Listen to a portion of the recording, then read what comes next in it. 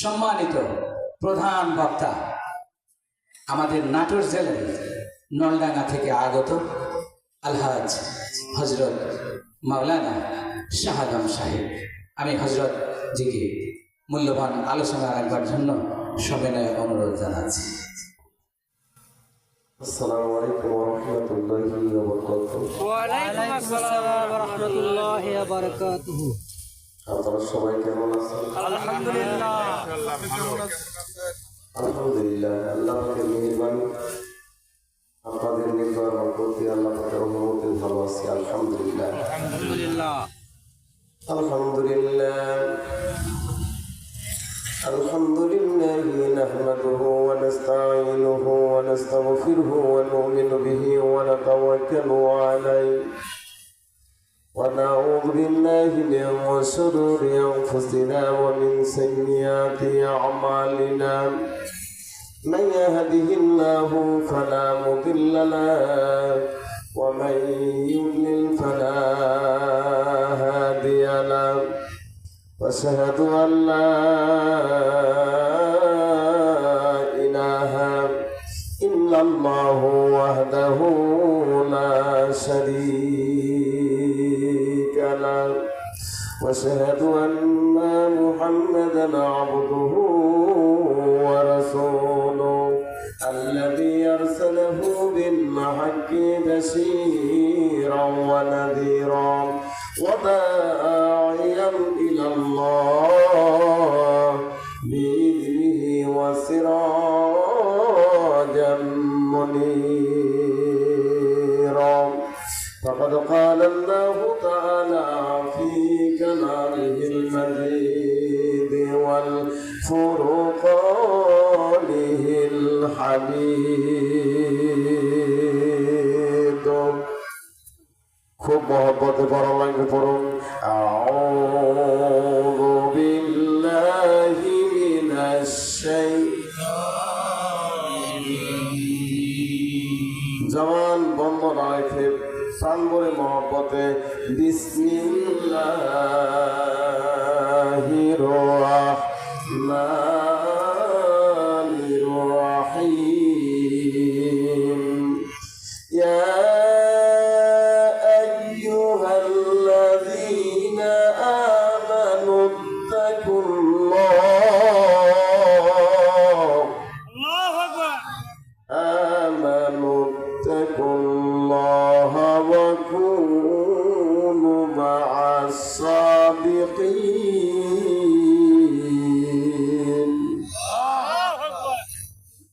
وقال النبي صلى الله عليه وسلم من أحب سنتي فقد أحبني ومن أحبني كان معي في الجنة. وقال تعالى شان حبيبي إن الله وملائكته يصلون على النبي يا أيها الذين آمنوا صلوا عليه وسلموا تسليما. اللهم صل على سيدنا مولانا وعلى سيدنا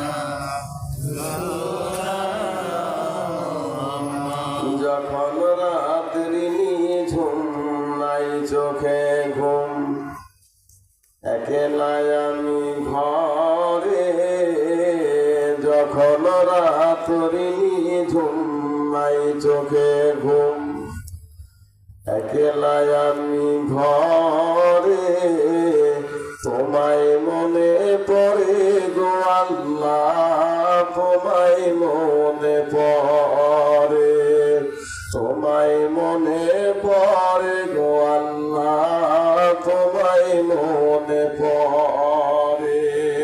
আল্লাহুম্মা সাল্লি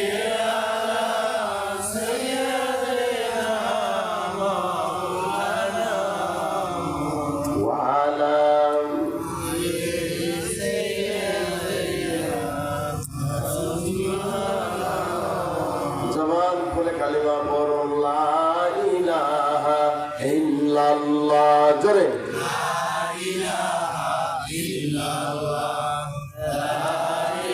জীবনের শেষ কালিমা মনে করে যে আগামীকাল ফজরের সময় জানাজা হতে পারে, এই নিয়াতে যা আর করতে পারবো না। লা ইলাহা ইল্লাল্লাহ। জোরে লা ইলাহা ইল্লাল্লাহ। লা ইলাহা লা ইলাহা।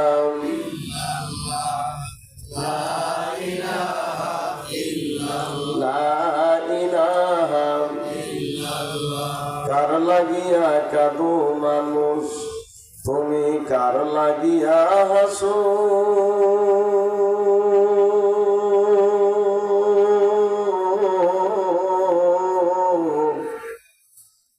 যে তোমারে করল সেজন তারে ভুলে আসো।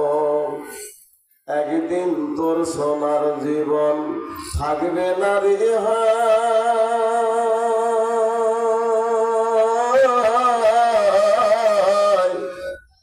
মাটির দেহ মাটির সাথে মিশবে রে ধুলায়। কিসের বাড়ি কিসের গাড়ি, ও তোমার কিসে বাহাদুরি, সঙ্গে তোমার কেউ যাবে না, পুরুষ কিবা নারী। কালমা পড়েন লা ইলাহা ইল্লাল্লাহ। জোরে লা ইলাহা ইল্লাল্লাহ। লা ইলাহা ইল্লাল্লাহ। লা ইলাহা মুহাম্মাদুর রাসূলুল্লাহ। আওয়াজ দিয়ে বলুন সাল্লাল্লাহু আলাইহি ওয়াসাল্লাম। ঐতিহ্যবাহী বড়াইগ্রাম থানা লক্ষ্মীপুর কেন্দ্রীয় জামে মসজিদের উন্নতিকল্পে আয়োজিত এলাকার জান্নাত মেহমান কর্তৃক নিবেদিত আজকের এই জান্নাতি বাগানের বেহেশতি বাগানের সম্মানিত সুনামধন্য সুযোগ্য সভাপতি সাহেব, দিগার ওলামায়ে কেরাম, সামনে ভূমিষ্ঠ প্রীতিতুল্য মুরব্বিয়ানি কেরাম, সমবয়সী ভাইয়েরা, স্নেহের কচি কাঁচা, পর্দার অন্তরলে অবস্থানতা, পল্লীবালা, রমলা, সরলা, সুশিক্ষিতা, সর্বগুণে গুণনীতা, পর্দানি সাবেদা, সরেহা, কলিজার টুকরা মা ও বোনেরা, আমি আবার আমার আন্তরিক সালাম ও শুভেচ্ছা জ্ঞাপন করছি। আসসালামু আলাইকুম ওয়া রাহমাতুল্লাহি ওয়া বারাকাতুহু। ওয়া আলাইকুম আসসালাম ওয়া রাহমাতুল্লাহি ওয়া বারাকাতুহু। আপনারা সবাই ভালো আছেন তো ইনশাআল্লাহ? আলহামদুলিল্লাহ, আপনি মন কেমন ভালো আছেন? আছে? মন অসংখ্য মানুষ থেকে যাচনি বাচনি করে মিছিল মিটিং করে ফেরেশতা করলে ইবাদত করে আল্লাহ যাদেরকে কবুল করে জান্নাতি বাগানে বসার সুযোগ করে দিলেন। এই শীতের ভেতরে গভীর রাত আসতে পেরে বেজার না খুশি? আরেকটা আওয়াজ দিয়ে ভালো লাগবে, কম না বেশি? বেশি। আল্লাহ রাব্বুল আলামিন বলে, বান্দা কার মায়ে পড়ে যেন তুমি আমি আল্লাহরে ভুলে গেলাম, কিসের নেশায় পড়ে যেন নবীর সোমবারে ছেড়ে দিলাম, আদর্শ ভুলে গেলা, কোরআন ছেড়ে দিলাম, নবীর সন্ধ্যা ছেড়ে দিলাম। লক্ষ্মী বলে আল্লাহ পাক বলে, বান্দা সন্তান ছেড়ে ভালোবাসি, ছেলে সন্তানের ভালোবাসে, কিন্তু কেমন তেমন যদি হয় অনেক সময় বাবা ডেকে কয় তোর মতো ছেলের দরকার নেই, বাসার থেকে বেরিয়ে যা, এরকম কথা বলে না? বলে একবার আওয়াজ দেখুন। এরকম বলে মা সন্তানের সাথে সম্পর্ক হয়, অনেক সময় শুধু সন্তান আর মা যদি এমন তেমন হয়, মা ডেকে বলে তোর মতো বেটা ছোটকালে মরলে অবস্থান, যদি জানতাম তুই বেটা তো জ্বালাবি, তোর বুয়া তো জ্বালাবে, তোর মতো এমন বেটা পেটে ধরতাম না। এরকম কথা মা কান্না করার বলে, যেরকম কথা ঠিক না বেঠে? আপনি বললেও ঠিক না বললেও ঠিক। আল্লাহ পাক বলেন, 50 বছর যে বউরে খাওয়ালা, যে বউর জন্য মার সাথে ভিন্ন হলা, বাবার সাথে ভিন্ন হলা, যে সম্পদের জন্য বউর জন্য চুরি করলা, ডাকাতি করলা, খাদ্যে বেতন বলে কম দিলা, বউর মন জয় করার জন্য দুনিয়াতে অনেক অন্যায় করলা, 50-60 বছর যে বিবিরে খাওয়ালা, একটু এমন তেমন হলে দিবলদারে যাইয়া আরেকটা মহিলার সামনে যা ফোপায়া কান্দার বলে এই কপাল করার সাথে বিয়ে হয়ে আমার জীবনটা মাটি হয়ে গেল, জীবনে কোনোদিন সুখ পাইলাম না, এরকম বলে না? বলে না? বলে 50 বছরের ভালোবাসা 5 মিনিটে শেষ। বছর কার পিছে দৌড়াও, লাভ নাই। ভাই জান আমার, আল্লাহ পাক বলে বান্দা, মাঝে মাঝে বউ পিটান দিয়ে শ্বশুর বাড়ি গেছো, শাশুড়ি ডেকে বলে মোরগ জবাই করা বাদ দিয়ে জামাই জব কর, এমন জামাইয়ের মুখ দেখতে চাই না।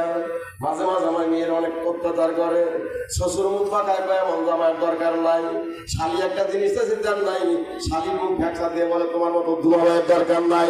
হ্যাঁ ভাই জান আমার, দুনিয়ার সবাই স্বার্থের পাগল, স্বার্থ যদি ব্যাঘাত ঘটে যায়, আপন ভাই পর্যন্ত আপন ভাইও মাস্তান ঠিক করে মার্ডার করতে চায়। ধরে কোন কথা ঠিক না বেঠে?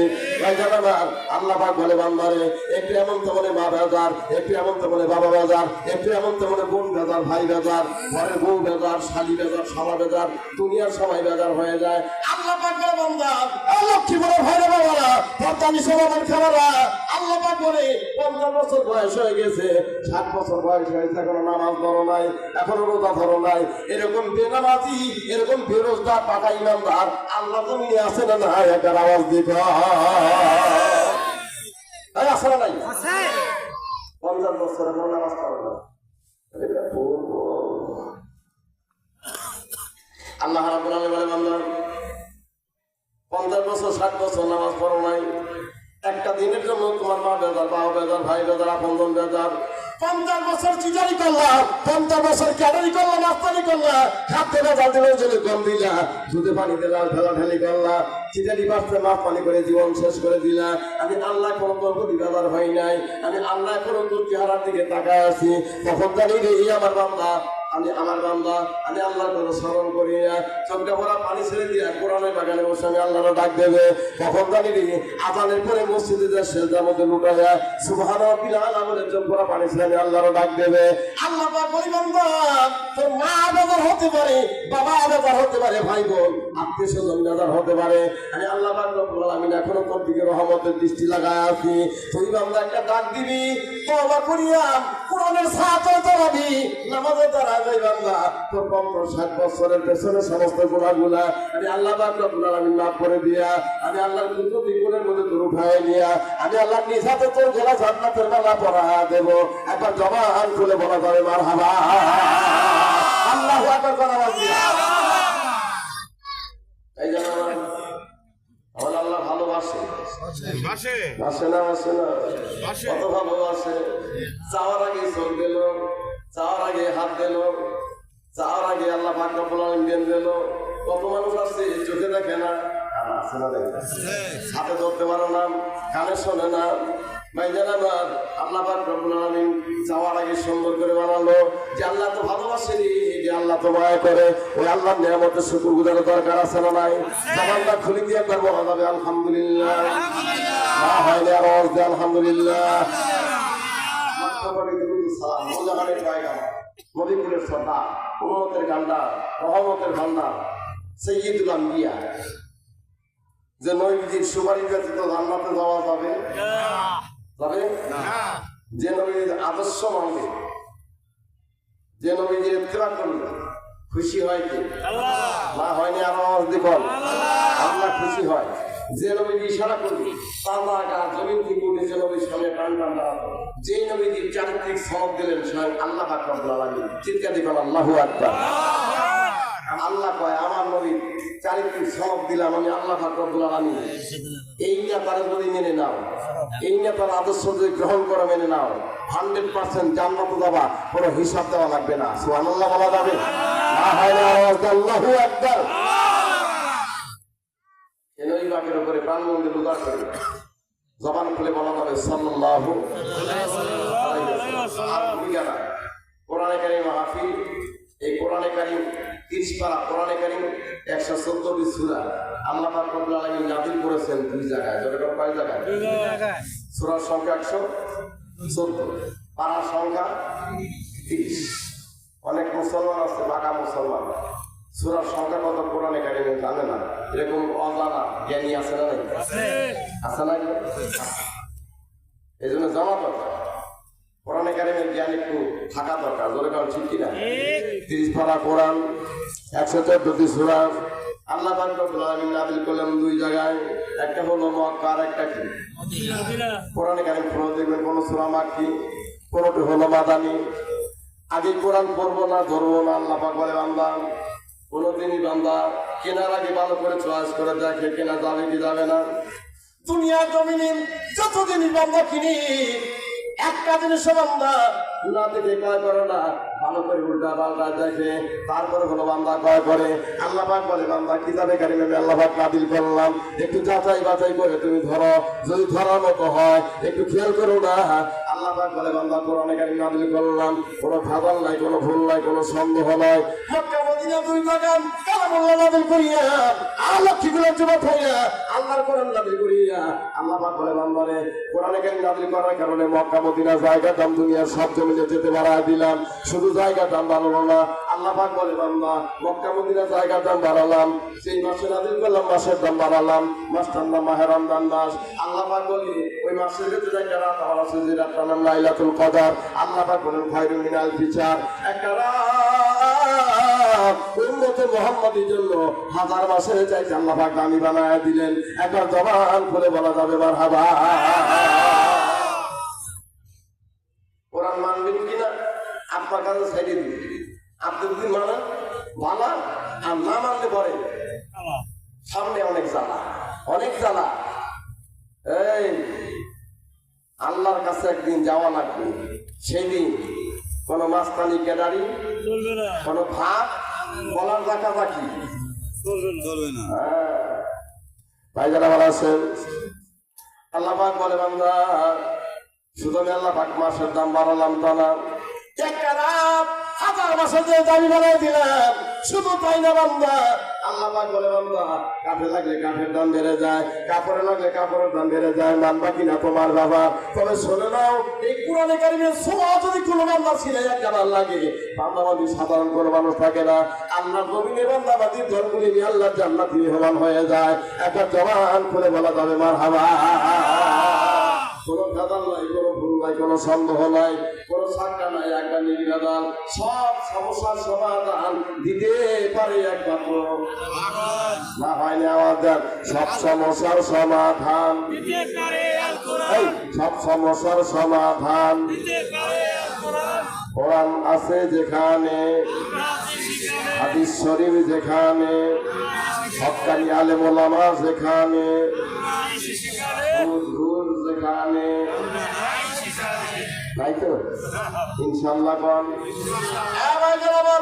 আল্লাহ পাক রব্বুল আলামিন কোরআনে কারীম নাযিল করলেন সূরা ফাতিহা করে দেই। সূরাটা কোরআনে কারীমের সর্ববৃহৎ সূরা, সূরার নাম হলো সূরা বাকারা। ওরকম সূরার নাম কি না হয় না আওয়াজ দেন? সূরার নাম সূরাতুল বাকারা। বাকারা মানে হলো গাভী, বাকারা মানে হলো গরু। আল্লাহ পাক রব্বুল আলামিন শুরু করলেন গরু দিয়া, শেষ একটা সূরা আছে সূরার নাম সূরা আনাস। আল্লাহ পাক শুরু করলেন গরু দিয়া, শেষ করলেন মানুষ দিয়া। ফিল নামে একটা সূরা আছে, ফিল মানে হাতি। সূরা আনকাবুত নামে একটা সূরা আছে, মাকড়সা। তারপর হলো সূরা নমল, পিপিলিকেশনে সূরা আছে। আল্লাহ পাক বলে বান্দা আমি আল্লাহ পাক রব্বুল আলামিন শুরু করলাম গরু দিয়া, শেষ করলাম মানুষ দিয়া। গরু দিয়ে শুরু করলো, শেষ আর মানুষ দিয়ে শেষ করলো। দুনিয়া জমিনে ফ্যাক্টরি আছে, ধান দিলে চাউল হয়, নাম হলো রাইস মিল। গম দিলে আটা বের হয়, নাম হলো আটার কল। তিল সরিষা ঠান্ডা দিলে তেল বের হয়, নাম হলো অয়েল মিল, তেলের কল। আস্ত গাছ দোকানে তত্ত্ব বের হয়, নাম হলো সোয়া মিল। ভাইজান আমার আল্লাহ পাক বলে বান্দা এমন একটা ফ্যাক্টরি কারখানা নাযিল করলাম, শুরু করলাম গরু দিয়া, শেষ করলাম মানুষ দিয়া। শুরু করলাম গরু দিয়া, শেষ করলাম মানুষ দিয়া। গরু এমন একটা বলা জন্তু, ভালো মন্দ বোঝে না, হালাল হারাম বোঝে না, হক বাতিল বোঝে না, আপন পর বোঝে না। মানুষের ভেতরে একদল মানুষ আছে ভালো মন্দ বোঝে না, হালাল হারাম বোঝে না, হক বাতিল বোঝে না, আপন পর বোঝে না। এরকম গরু মার্কা মানুষ আছে না নাই? একবার আওয়াজ দিত আছে না? আছে যা পায় সমানে বসান দেয়, এরকম আছে না নাই? ওর কাছে হালাল হারাম নাই, আপন পর নাই, হক বাতিল নাই। এই জানাবার আল্লাহ পাক বলে বান্দা এই গরু মার্কা মানুষগুলা কোরআন নামে ফ্যাক্টরির ভেতরে একটা বাজে ঢুকে যায়, ধান যেমন চাউল হয়ে বের হয়, গরু মার্কা মানুষগুলা ঢুকবে। আমি আল্লাহ পাক রব্বুল আলামিন একটা গরু মার্কা মানুষকে জান্নাতি মানুষ বানায় বের করে দেব। একবার জবান খুলে বলা যাবে মারহাবা। আর আল্লাহর কোরআনের পক্ষে জীবন থাকা যাক, আল্লাহর কোরআন ছাড়বো না, রাজি আছেন তো ইনশাআল্লাহ? যদি কথা দাও বন্ধু দিনের পথেই দিন থাকবে, যদি কথা দাও বন্ধু দিনের পথেই দিন থাকবে, যদি কথা দাও দিন গাইবি অগ্রণী ভূমিকা রাখবে, তবে কোরআন থেকে তোমায় গান শোনাবো,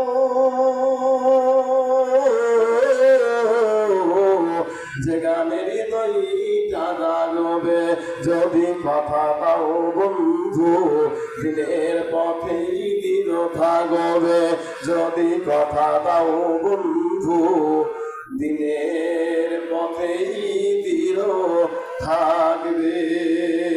জবান খুলে আল্লাহুম্মা আমিন। থাকা যাবে তো? যদি জীবন যায়, মরণ যদি হয়, সব ছাড়তে যদি হয়, সব ছাড়তেও রাজি, আল্লাহর কোরআন ছাড়তে রাজি, আরো বলে কোন রাজি? তাহলে আওয়াজ দেন করুন সবাই, আউযু বিল্লাহি মিনাশ শাইতানির রাজিম। জবান খুলে পড়ুন বিসমিল্লাহির রাহমানির রাহিম। আলিফ লাম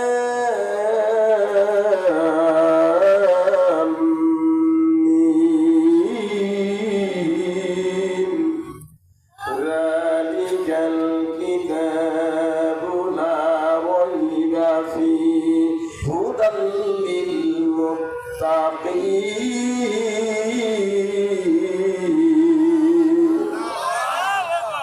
কোনো ভেজাল নাই, গ্যারান্টি দিছে কি? আরো ধরে কোন গ্যারান্টি কার?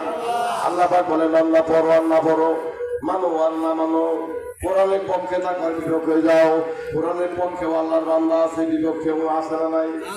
বিপক্ষেও আছে। আল্লাহর কালাম নিয়ে সিনিমিনি করি এমন না ফরমানো আছে, আবার কোরআনের পক্ষে জীবন দেবে, কোরআন বুকে নিয়ে জীবন দেবে, কোরআন দেবে আল্লাহ মুমিন অসংখ্য আছে, যেরকম ঠিক নেবে ভাই জানা না। আল্লাহ পাক বলে বান্দা ওপেন চ্যালেঞ্জ করে দাঁড়ালেন, কোনো ভুল নাই, কোনো ভেজাল নাই, কোনো সন্দেহ নাই, কোনো সাক্কা নাই, নির্ভেজাল। তোমরা বুঝি কিতাব ফেরানো হুদাল্লিল মুত্তাকিন। আল্লাহ পাক বলে বান্দা তোমাদের গলায় হেদায়েতের মালা ঝোলাইয়া, মুত্তাকির সিলমোহর লাগাইয়া এ জমিনে তোমাদের জান্নাতি মেহমান বানায় দেওয়া হবে। একটা জবান খুলে বলা যাবে মারহাবা। কোরআনে কারিমে কোনো ভেজাল নাই, যার উপরে কালামুল্লাহ নাযিল করলেন তার মতো কোনো ভেজাল, তার মতো কোনো ভেজাল নাই। আল্লাহ পাক রব্বুল আলামিন যে নবীজির চারিত্রিক সনদ দিলেন, আল্লাহ পাক রব্বুল আলামিন আল্লাহ জানায় দিলেন ওয়া ইন্নাকা লাআলা খুলুকিন আযীম। আল্লাহ রাব্বুল আলামিন বললেন দুনিয়াবাসী শুনে নাও, দুনিয়াতে একটা মানুষের চারিত্রিক সনদ আরেকটা মানুষ দেখায়, আমি আল্লাহ পাক রব্বুল আলামিন আমার নবীর চারিত্রিক সনদ দিলাম, তোমরা যদি আমার নবীরে মেনে নাও, গ্রহণ করো, যদি নবীর নেতৃত্ব মেনে নাও, তাহলে শুনে নাও, তোমাদের চিন্তা ভাবনা করার দরকার নাই। আল্লাহ পাক জানায় দিলেন বান্দা আমার নবীরে ভালোবাসা মানে আমি আল্লাহরে ভালোবাসা, আমার নবীরে মহব্বত করবে, প্রেম করবা, আমি আল্লাহ পেছনের সব গুনাহগুলি মাফ করে দেব। একবার জবান খুলে বলা যাবে মারহাবা। আল্লাহ পাক বললেন শুধু নবীকে আমি চারিত্রিক সনদ দিলাম এমন না, আল্লাহ পাক জানালেন ওয়ামা আরসালনাকা ইল্লা রাহমাতাল লিল আলামিন। নবীজি বলেন গোটা ভূখণ্ডের জন্য রহমতের ভান্ডার, দরকার কিসের ভান্ডার? রহমতের ভান্ডার। ভাইজান আমার পাথর মার্কা মানুষগুলাকে নবী সোনার মানুষ বানালেন, কোরআনের ছোঁয়া দিয়া জাহান্নামী যুবকরা আল্লাহর জান্নাতি হয়ে গেল। মক্কা মদিনার জমিনে, মক্কা মদিনার জমিনে সমস্ত খারাপ মানুষগুলা সোনার মানুষ হয়ে গেল। আল্লাহ কোরআনে কারিম দিয়া নবীজি আমার একটা সমাজ উপহার দিলেন, আমার একটা রাষ্ট্র উপহার দিলেন। দরজা খোলা, জানলা খোলা, সম্পদ গুলা বাহিরে পড়া।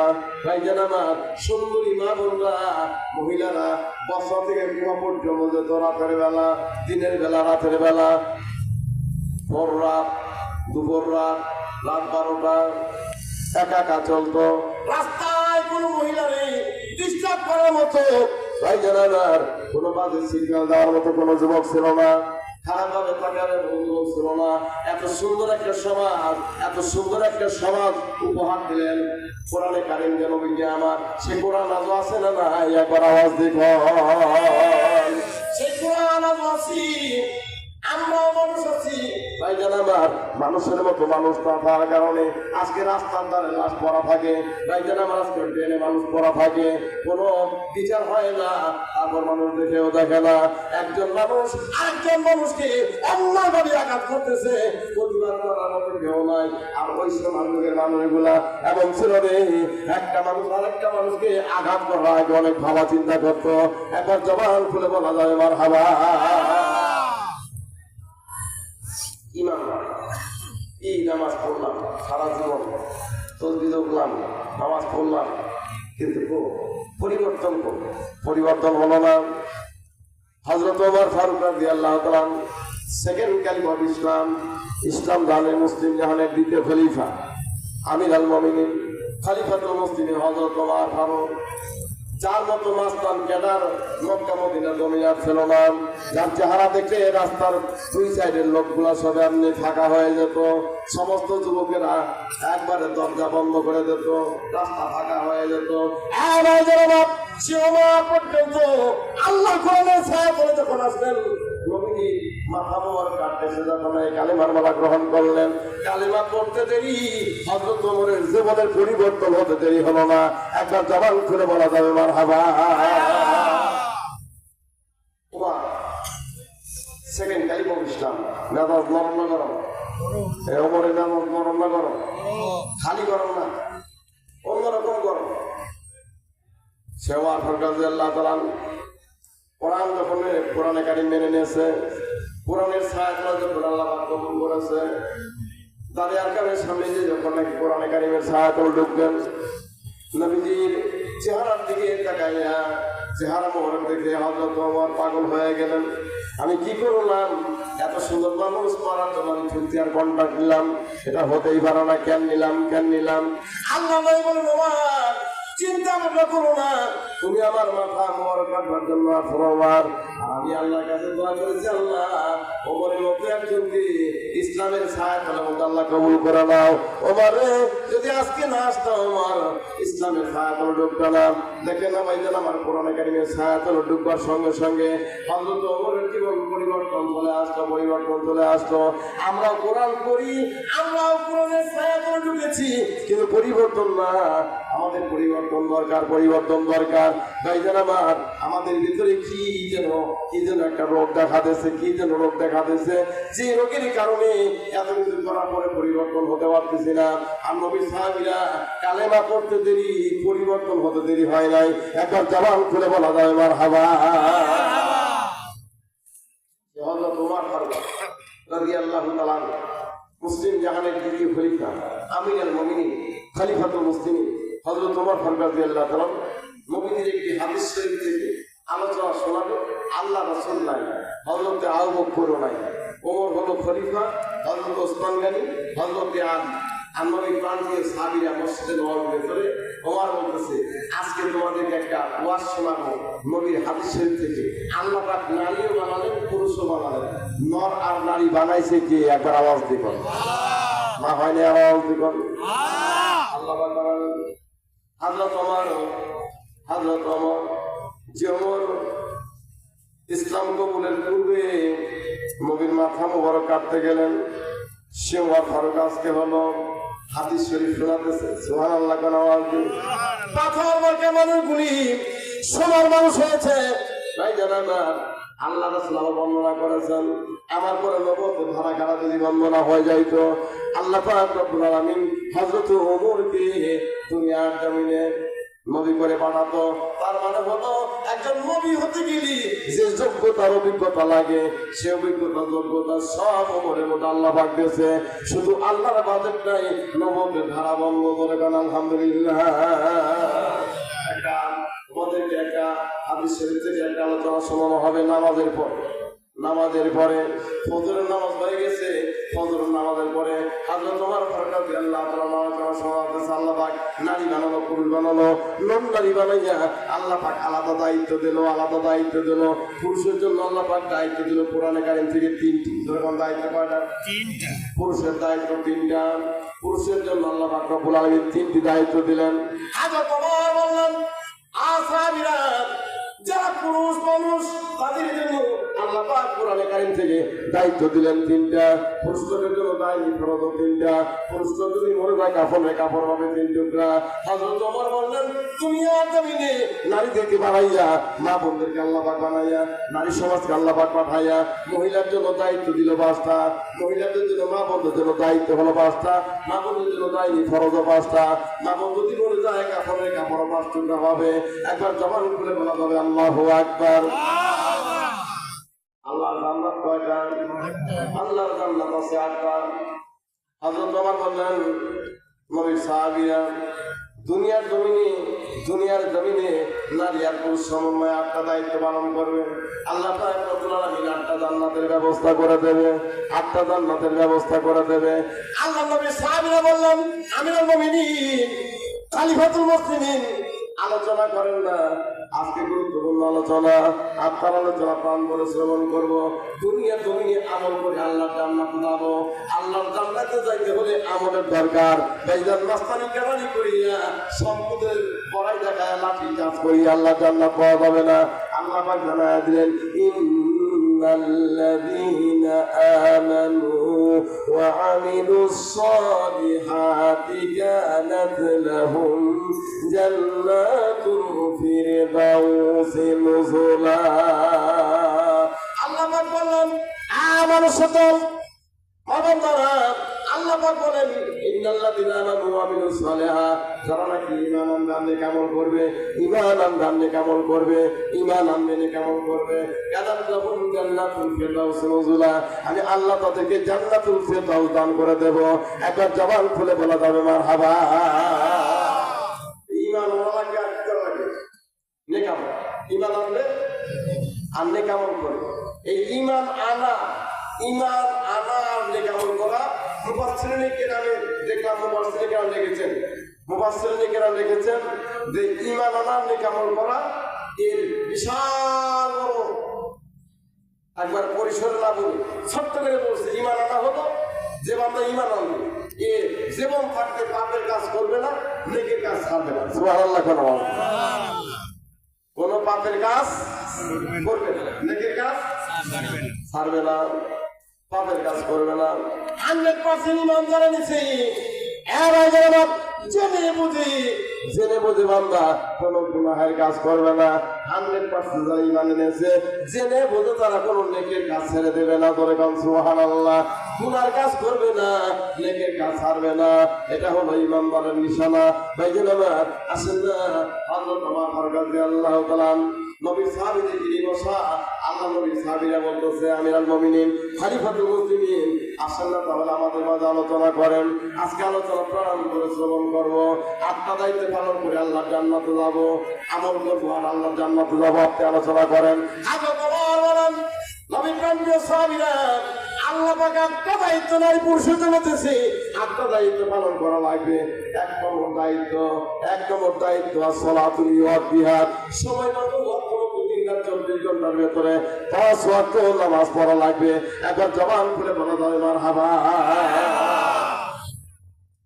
নামাজ ভাইজান আমার আজকে আমাদের নামাজ আমরা পড়ি ঠিক কিন্তু নামাজ কায়েম নাই আমাদের নামাজ কোনো কায়েম নাই এই নামাজ কায়েম করতে হলে নামাজ কায়েম করতে গেলে আলাদা একটা পদ্ধতি দরকার একবারে উপর মহল থেকে নামাজের জন্য একবারে 144 জারি করা লাগবে তাহলে নামাজ কায়েম হবে তোর কোন কথা ঠিক না ঠিক নামাজ কায়েম করা লাগবে যদি একবার আইন হয়ে যায় এক ওয়াক্ত নামাজ যদি না পড়া হয় এক ওয়াক্ত নামাজ না পড়লে বান্দা 3000 টাকা জরিমানা আর হলো 3 মাসের জেল দেওয়া হবে 3 মাস না দিলে 1 মাসের জেল হবে এমন কোন আইন যদি বিধান জারি হয় তাহলে বেনামাজির পানি দিয়া বেনামাজির হাতে পানি দিয়া ঔষধ বানাবার মতো বেনামাজি বাংলাদেশের জমিনে পাওয়া যাবে না একবার জবান খুলে বলেন কথা ঠিক কিনা খালি যাই শুরু হয়েছিল মাস্ক মাস্ক করে ঘুরবা, মাস্ক যদি না দেখে সমস্যা। হায় হায় হায় হায় রে, খালি মুখোশ মুখোশ মুখোশ, কি একটা অবস্থা। এই সিম্পল একটা কাপড় বলে মানুষকে বাঁচাইতে পারে। তাওয়াক্কাল তু আলাল্লাহ আর তাওয়াক্কাল তু মাস্ক। ওরা আল্লাহর চাইতেও মাস্কে বেশি দাম দিচ্ছে। নাউজুবিল্লাহ বলবেন না এখন আগামীকাল। ভাইজান আমার সন্তান, শান্তি পাবা কেমনে? শান্তি কেমনি আপনি আমাদের জন্য আল্লাহ রহম কেমনে দিবি? ভাইজান আমার ভরসা থাকা লাগবে কার উপরে? ধরে কান্না ভরসা থাকা লাগবে আল্লাহর উপরে। 100% ভরসা আল্লাহর উপর থাকা লাগবে। কিন্তু আমাদের ভরসা আল্লাহর উপরে নাই রে, আমাদের ভরসা আল্লাহর উপর নাই। আমাদের ভেতর ভালো না, ভেতর ভালো না, এই জন্য ভেতর ভালো করা লাগবে। আল্লাহ পাক এই জন্য নামাজের কথা আগে বলে নাই। আল্লাহ পাক বলেছেন কদ আফলাহা মান তাযাক্কা ওয়া যাকারা ইসমা রাব্বিহি ফাসাল্লা। আগে ভেতর পরিষ্কার কর, তারপর নামাজ পড়, নইলে কিন্তু বান্দা তোর নামাজ হবে না। জবান খুলে বল কথা ঠিক কিনা? আমিরুল মুমিনিন খলিফাতুল মুসলিমিন ভাইজান আমার 1 নম্বর আলোচনা করতেছেন আসসালাতু বিওয়াক্তিহা, সময় মতো ওয়াক্ত মতো দিন রাত 24 ঘন্টা 5 ওয়াক্ত নামাজ পড়া। ভাইজান আমার আমাদের চিন্তা ভাবনা থাকা লাগবে, আমাদের চিন্তা ভাবনা থাকা লাগবে। যে মানুষগুলা পেছনে দৌড়ালে, যে মানুষগুলার সামনে দিয়ে আমরা পেছনে থাকলে, এই মানুষগুলো একদিন নামাজ প্রতিষ্ঠিত করতে পারবে, নামাজ প্রতিষ্ঠিত করবে। এমন মানুষকে নেতা বানাইয়া সামনে আগাম লাগবে। ধরে কোন কথা ঠিক কিনা?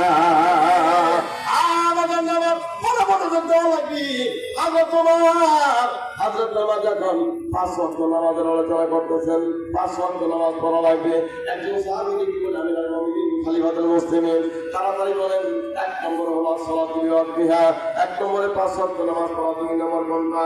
হযরত ওমর 2 নম্বর যখন আলোচনা করতে যাবেন, আল্লাহর কোরআনে হাকিম যখন হাতে নেছেন, ঠিক এমন সময় লক্ষ্য করে হযরত ওমর দেখতেছে বাহিনী কি যেন কান্না করে, কে যেন কান্না করে, বাঁচাও বাঁচাও বলিয়া।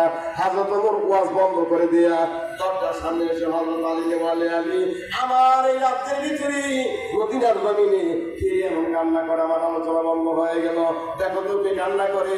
হযরত ওমর বাহিরে এসে দেখতেছে আশ্চর্য ব্যাপার, একটা বৃদ্ধ মানুষ মাথা বাঁকা, মাথার চুলগুলি বাঁকা, দৌড়ায় বলে বাঁচাও বাঁচাও।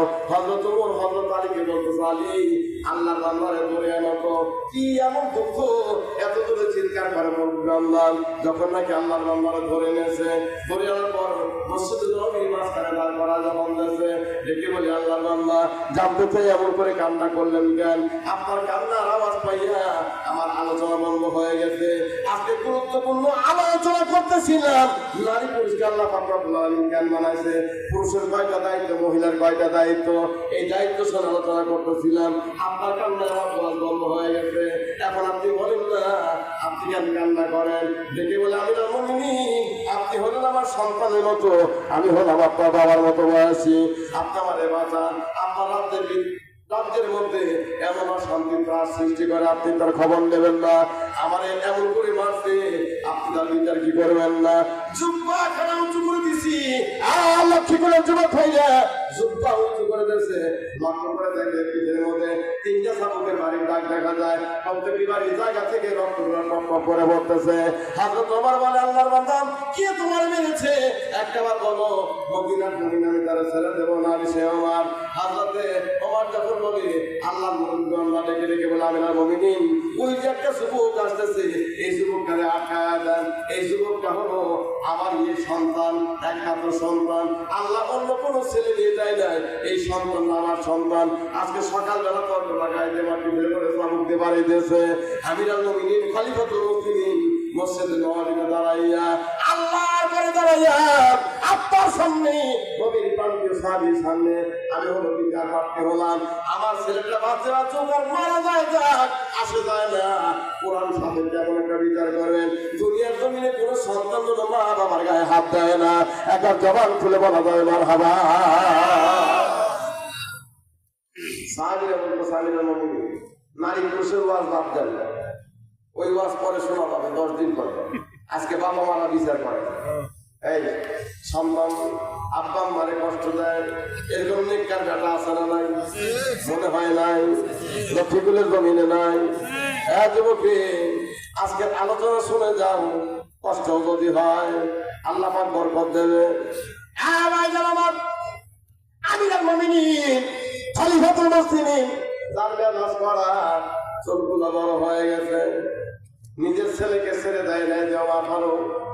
ভাইজান আমার, আল্লাহ বান্দা মুরব্বী দেখে বলে আমিরুল মুমিনিন, কোরআনের বাইরে যারা বিচার করে তারা কিন্তু কাফের। সুবহানাল্লাহ। তার মানে মুরব্বী কোরআন জানে না? জানে না? জানে। তিনি কিন্তু কাফেরে পরিণত হয়। কোরআনের বাইরে যারা বিচার করে সে কিন্তু ফাসেক, ওই বিচারক ফাসেক। কোরআনের বাইরে বিচার করে সে হলো জালেম বিচারক।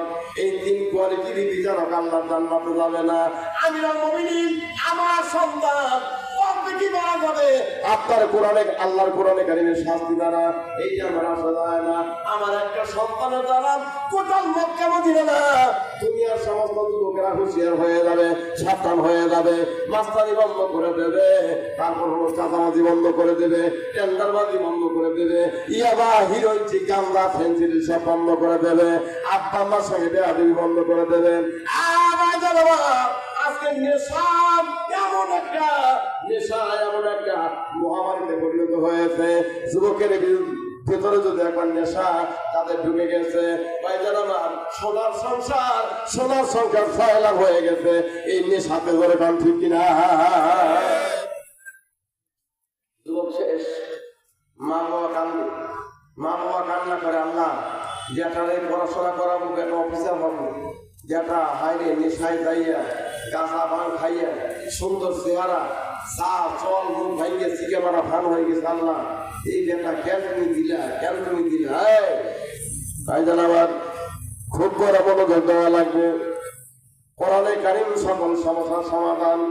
তোমার বেটা হিরোইনটি খাবে না, ফেন্সিল বন্ধ হয়ে যাবে, বউ ভালো হবে, স্বামী ভালো হবে, বেটা ভালো হবে, বিবি ভালো হবে।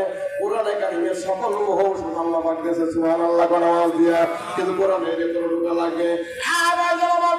আমিরুল মুমিনিন খলিফাতুল মুসলিমিন আল্লাহর কোরআন হাতে নিলেন, আল্লাহর কোরআন হাতে নিয়ে তেলাওয়াত স্টার্ট করে দিলেন। পড়ুন সবাই, ইম্মা ইয়াবলুগান্না ইনদাকাল কিবারা আহাদুহুমা আও কিলাহুমা ফালা তাকুন লাহুমা উফফিন ওয়ালা তানহারহুমা وقل لهما قولا كريما।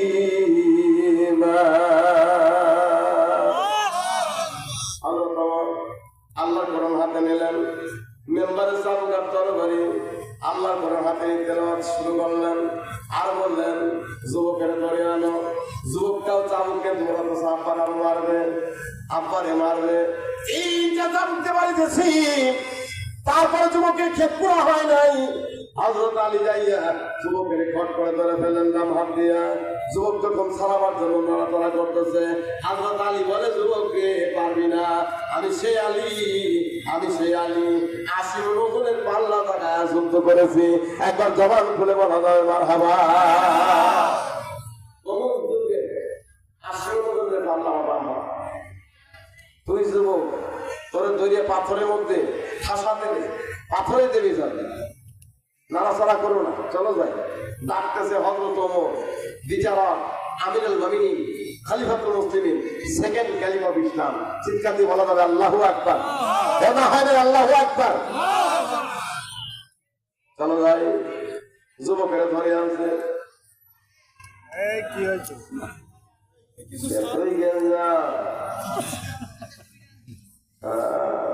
যুবকের ধরে আনার পরে দেখে রেখে বলে, যুবক, যুবক, আব্বারে মেরেছে, বিচার কি হবে জানো? কথা কয় না। কি বিচার হবে? শাস্তি তুমি জানো? যুবক কথা বলে না। দেখে বলে, যুবককে আল্লাহর কোরআনে কারিমে বিচারের বাইরে বিচার হবে না, বিচারটা তাহলে শুরু করে দেয়। হযরত ওমর যখন বিচার ফায়সালা স্টার্ট করবে, ঠিক এই সময় আব্দুল্লাহ নামের ভাইয়ের দিকে ধাক্কা দিয়া আল্লাহর বন্ধন ভেতরে ঢুকিয়া ডাকতেছে, আমিরুল মুমিনিন আমার বাসা বিশাল, আগুন করেছে, আগুনটা নিভায়া যান, তাড়াতাড়ি আসেন, আগুন নিভায়া যান। আচ্ছা তোমার আল্লাহর কোরআনে কারীম মেম্বারের উপরে সুন্দর করে উঁচু জায়গায় রেখে দিয়া ডেকে বলে নবী সাহাবীরা, যাও না আল্লাহ তাআলার বাসা থেকে আগুনটা নিভায় দিয়ে আসো। আগে আগুন নিভাও, পরে বিচার করা হবে। যখন নাকি আগুন নিভাতে যাবে, সাহাবীরা দাঁড়ায় গেছে। আল্লাহর কথা ডেকে বলি, আমিরুল মুমিনিন আপনি একা আসতে হবে দরজা পর্যন্ত, আমার বাসায় যাওয়া লাগবে না, এখান থেকেই আগুন নিভানো যাবে। একবার জবান খুলে বলা যাবে মারহাবা। এই তোমার বাসায় লাগছে আগুন, আমি এখান থেকে কেমনি নিভাবো? হয় না, এটা সেই আগুন না, এটা অশান্তির আগুন। কিসের আগুন? অশান্তির আগুন। এই খালি আগুনে বাড়ি গরম করে না, কিছু কিছু আগুন আছে যে আগুনে কলিজা পুড়িয়া ছাই হয়ে যায়, দেখান যায় না, বলাও যায় না। ধরে কোন কথা ঠিক কিনা তাই জানা, কলিজা পুড়ে ঝালটা হয়ে যায়, দেখান যায় না। হাজরত ওমর দরজা পর্যন্ত আসছেন, দেখে দেখে বলে আল্লাহ বান্দা বলো না কি অশান্তির আগুন? দেখে বলে আমিরুল মুমিনিন আমার একমাত্র কন্যা, একমাত্র মেয়ে, আল্লাহর কোনো সম্পদ দিয়ে আমার দেয় নাই, আমার একটা মাত্র কন্যা সন্তান, 6 মাস আগে বিয়ে দিয়েছি। আমিরুল মুমিনিন ওই যে আমার জামাই বাবা আপনার দরবারে আছে, আপনার দরবারে মসজিদুল নববীর দাঁড়ায় তালাক দেবে, আমার মেয়েকে তালাক দিলে আমার মেয়েটা বাঁচবে না। আমিরুল মুমিনিন খলিফাতুল মুসলিমিন এমন একটা অশান্তি আমার এই জামাই করতেছে, আমার মেয়েকে ছেড়ে দিলে আমার মেয়েটা বাঁচবে না, আমার মেয়ে বড় ভালো, আমার মেয়ে বড় ভালো, এমন পর্দানি সাবেদা সালাহা মেয়ে আর হয় না। আগে তোমার বলো জীবন কোন কারণে তোমার বিবির তালাক দিবা? আমি একটু জানতে চাই। আল্লাহ পাক যুবকটা বলতেছে, আমিরুল মুমিনিন আমার বিবির তালাক দেওয়ার কারণ হলো দুইটা দোষে আমার বিবির আমি তালাক দেব। হযরত ওমর আশ্চর্য হয়ে গেলেন, দুই কারণে তালাক দিবা, কারণ ঠিকঠাক থাকা লাগবে। ডেকে ডেকে বলতেছে, আমিরুল মুমিনিন আপনি তাহলে মনোযোগ দিয়ে শ্রবণ করেন। নবীর সমস্ত সাহাবী বাবা মারা বিচার বাদ দিয়ে এবার বলতেছে, আমিরুল মুমিনিন আগে তালাকের ফায়সালা সাজিয়ে দেন, চলে যাক, তারপরে বাবা মারা বিচার করেন, তারপরে ওয়াজ করবেন। কি তোমার ঘটনা বলো? ডেকে ডেকে বলে, আমিরুল মুমিনিন আমার মা নাই, আমার আব্বা নাই, দুনিয়া কমিনে আমি বড় একা। আমি যখন গর্বে তখন আমার মা মারা যায়, আব্বা মারা যায়, আমার এক ওষুধ দিতে গিয়ে আমার মা মারা যায়। আস্তে ধীরে বড় হলাম, কষ্টের সৃষ্টি একটা দোকান করলাম, এই দোকানে কেনাকাটা করি, দোকানে কেনাকাটা করিয়া আমি হলো আমার জীবন যাপন করি।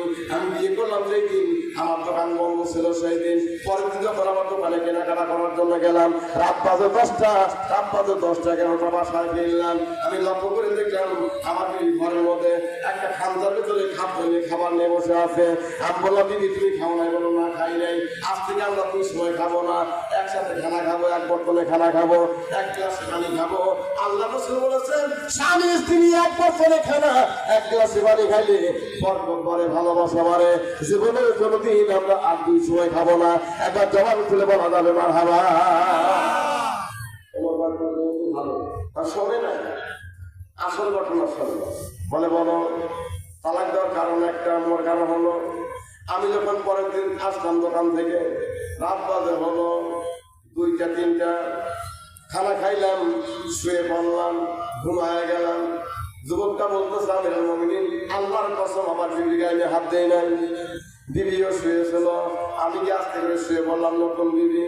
আমি যেন আদালতে ঘুমায় গেলাম, রাত 2টা বাজে ডাকটা পাইলাম, দেখি 8টা বার বাহিরে আমার বিবি দরজাখানা খোলা, আমার ডাকে নাই, নতুন বিবি বাহিরে। আমি মনে করলাম হয়তো কষ্ট পাবো, এই জন্য আমার ডাকে নাই। যখন আমি বাহিরে গেলাম, লক্ষ্য করে দেখলাম বিবি আমার গোসল দিতেছে। গোসল সেরে যখন আসলো, জিজ্ঞেস করলাম, বিবি কেন গোসল দিলা, কোন কারণে? তোমার কি শারীরিক সমস্যা নাকি না কোনো সমস্যা? আমার একটা কথা জবাব দিল না। আমার মনের মধ্যে কেমন যেন একটা সন্দেহ খাইলো, সন্দেহ। বাড়ি আমার ফাঁকা, আমার মা নাই, বাবা নাই, ভাই বোন নাই, বাড়ি আমার ফাঁকা, দিদি ছিল একা। রাত 3টার সময় কখনো গিয়ে দিদি আমার গোসল করতেছে, আশ্চর্য ব্যাপার। মনের মধ্যে সন্দেহ জাগলো, আমি আমার বিবির গায়ে হাত দেই নাই। পরের দিন আবার যখন দোকানে চলে গেলাম, সারাদিন বাসায় আসলাম না, বিবির সাথে যোগাযোগ নাই। রাতের বেলা যখন আমি আসলাম, রাতে আসার পর আমি যখন আমার খাবার খাইলাম, একা খাবার খাইলাম, বিবিরে ডাকলাম না, না দেখে খাবার খেয়ে যখন শুয়ে বললাম, আমার বিবিও খাবার খেয়ে শুয়ে বললো, আল্লাহর কসম আমি আমার বিবির গায়ে হাত দেই নাই। আমিরুল মুমিনিন রাত 2টা বাজে লক্ষ্য করে দেখি বিবি আমার গোসল দিতেছে। আমার মনের মধ্যে সন্দেহ জাগলো, আমার মনের মধ্যে সন্দেহ। জিজ্ঞেস করলাম, কারণ গোসল দাও, কথা বলে না, চুপচাপ থাকে। আমার মনের মধ্যে আরো সন্দেহ বাসা বাঁধলো। আমিরুল মুমিনিন তালাক দেওয়ার 1 নম্বর কারণ, আমার ঘরে যতদিন ছিল প্রতিদিন গোসল দিতেছে, জিজ্ঞেস করলে বলে নাই। এটা হলো 1 নম্বর কারণ। 2 নম্বর কারণ হলো 6 মাস হলো বিয়ে করেছি, আজকে সকালবেলা শ্বশুর এসে বলতেছে, জামাই বাবা আল্লাহ শুকুর দোয়া করো, আল্লাহ পাক তোমার একটা পুত্র সন্তান দান করেছে, এ সন্তান বড় দেখতে ভালো। তারপর হাত পা নড়াচড়া করে, বিড়ি তাকায়, আবার হলো তাকায়, মুসকি মুসকি হাসে। এমন একটা অফার তখন দিল। আমি বললাম, শ্বশুর আব্বা আপনার মেয়েকে নিয়ে সংসার করা আমার পক্ষে সম্ভব না, ওমরের দরবারে গিয়ে আমি তালাক দিয়ে দেব। ওমর হযরত ওমর এই কথা শোনার পর থেকে বলে, যুবককে এই মেয়েকে খালি তালাক দিলে হবে না, তোমার বউরে তালাক দিলে হবে না। এই সন্তান যখন চুপ্পন বন্ধ করি সত্য খাবার ভালো করবে, তখন এই মহিলাকে মক্ষ পর্যন্ত মাতৃ দিকে দিয়া পাথরের সঙ্গে করা লাগবে।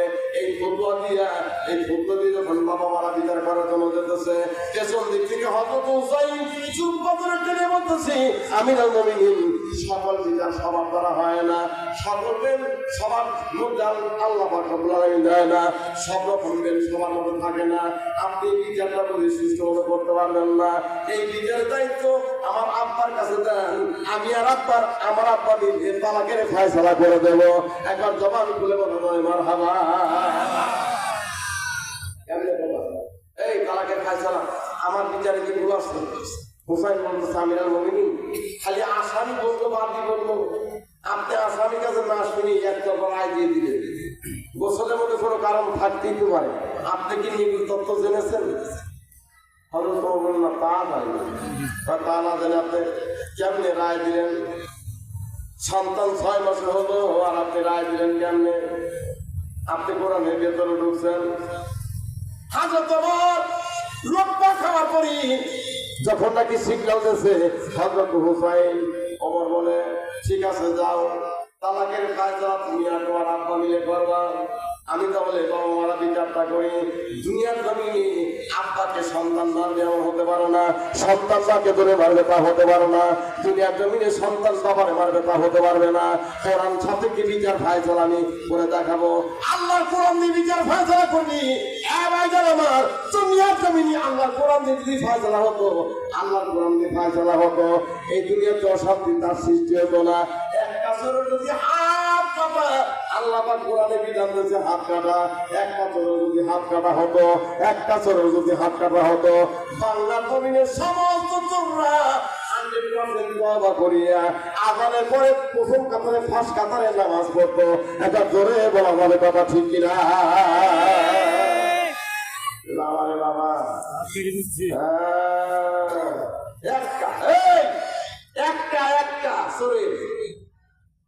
একটা চোরের হাত কাটা কোরআনে আছে নাই? চোরা চুল্লি, চোরা চুল্লি, চোর চুল্লি চুরি করলে পারে হাত কেটে দাও। এই বিধান কার? না হয় না আওয়াজ দেন, বিধান হলো আল্লাহ। আপনাদের কিছু বলতেছেন? আর 5 মিনিট, আর 5 না, আর 5 মিনিট। এবার জান আমার একটা চোরের হাত কাটবা, দুনিয়ার সব চোর সাধু হয়ে যাবে। একটা টাকাতে যদি সাইড কাটা হয়, সাইড বদল সাইড, প্রথম টাকা ধরা পড়লে ডান হাত, তারপরে ধরা পড়লে হলো বাম পা, কষে কষে মারা লাগবে। তারপরে ধরা পড়বি আবার হলো বাম হাত, তারপরে ডান পা, এই কাঁকড়া হয়ে গেছে। ভাইজান আমার, একটা টাকা তোর সাইজ করে দাও কোরআন মতে। দুনিয়ার সমস্ত টাকা এমন তওবা করবে রে, তওবাতুন নাসুহা। একটা জবান খুলে বলা যাবে মারহাবা। একটা মাস্তানকে ধরো, একটা মাস্তানকে ধরিয়া কোরআন মতে মাস্তানি বিচার যদি করতে পারো, বাংলার জমিনের সমস্ত মাস্তান তওবা করিয়া একবারে তসবিহ হাতে নিয়ে জুব্বা পরে পাগড়ি পরে ঘুরবে, জীবনে মাস্তানি করবে না। বলে কোন কথা, ঠিক কিনা? কোরআন এই সিরিয়া প্যান্ট করে মাস্তানি করে, একদিকে চুল আছে আরেকদিকে চুল নাই। ও হলো সবচেয়ে বড় জ্ঞানী বিচারক। লেখাপড়া কিছু জানো না, পকেটে 22টে করো, এরা বাচ্চারা নেই ধরে না, লক্ষ্মীগুলো নেই আমাদের দিকে দেখে। খুব বড় মনোযোগ আজকে কোরআন ছেড়ে দিতে, তাই আমাদের কপাল ভরে গেছে। হ্যাঁ ভাই জানো তোমার আজকে তোমার বলি হুসাইন, হ্যাঁ হুসাইন, তাহলে তালাকের বিচার তুমি করবা আর তোমার আব্বা করবা, দেখি কেমনে ফায়সালা করো। আমি তাহলে বাবা মারা বিচার করার জন্য গেলাম। এই বাবা মারা বিচার করার জন্য যখন হযরত ওমর যাবে, ওমরের বাসায় একজন চাকর ছিল, আব্দুল্লাহ নামের চাকরটা একটা দৌড় দিয়া একবারে মসজিদ নববীতে দৌড়াইয়া দেখে দেখি বলে, আমিরুল মুমিনিন আপনি সকালে আসছেন, ফজর নামাজ কালাম করে একের পর এক বিচার করতেছেন, ওয়াজ করতেছেন, বাবা মারা বিচার, আবার হলো তালাকের ফায়সালা করতেছেন। আপনার নাস্তা খাওয়া লাগে না, বাসা খাওয়া লাগে না, আপনি নাস্তা করেন আর না করি সমস্ত বিচার ছেড়ে দেন। আপনার বাড়ির খবর ভালো না, তাড়াতাড়ি বাড়ির খবর নেওয়া লাগবে, আপনার বাসায় যাওয়া লাগবে। ওনারা ডেকে বলি, আল্লাহ বান্দারে আমার বাসায় হয়েছে কি একবার বল, বলেন এখানে বলা যাবে না, চলেন আপনি বাসায় চলেন না। হযরত ওমর বলে চল যাই বাসায় যাই। নবীর সাহাবীরা বলে আমি মুমিন, আমরাও তাহলে যাবো, একবার বাসার খবর নেওয়া দরকার। বাসায় যখন গেছি লক্ষ্য করে দেখতেছে আশ্চর্য ব্যাপার, যে ঘরে ওমর শুয়ে থাকে, যে ঘরে ওমরের বিবি থাকে, এই ঘরের দরজার সামনে কে যেন একটা ছোট্ট বাচ্চা সবেমাত্র প্রসব করা, একটা ছোট্ট বাচ্চা জবাই করে 3টা টুকরা করে একটা কাপড়ের মধ্যে জড়াইয়া একবার দরজার সামনে টান টান করে রেখে দিয়েছে। একটা সাদা কাগজের মধ্যে আবার লিখেছে, আমিরুল মুমিনিন কারমার সন্তান, কে জবাই করলো, কোন কারণে জবাই হলো, যতক্ষণ পর্যন্ত আপনি বিচার কোরআন কারীম দ্বারা করবেন না, আসামি ধরবেন না, বিচার ফায়সালা করবেন না। আমিরুল মুমিনিন আল্লাহর কসম লাগে খানা খাবেন না। যদি আপনি খানা খান, দুনিয়া জমিনে আপনার সঙ্গে আমরা শত্রুতে পারবো না। আপনি হলেন খলিফা, আমরা সাধারণ মানুষ, আপনি হলেন প্রেসিডেন্ট, আমরা সাধারণ মানুষ, আপনার সাথে আমরা পারবো না।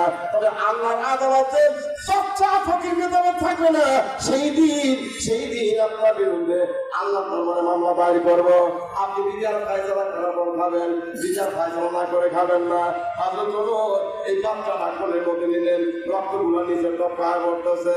ওমরটাকে ছোট্ট বাচ্চা 3 টুকরা হয়ে গেছে।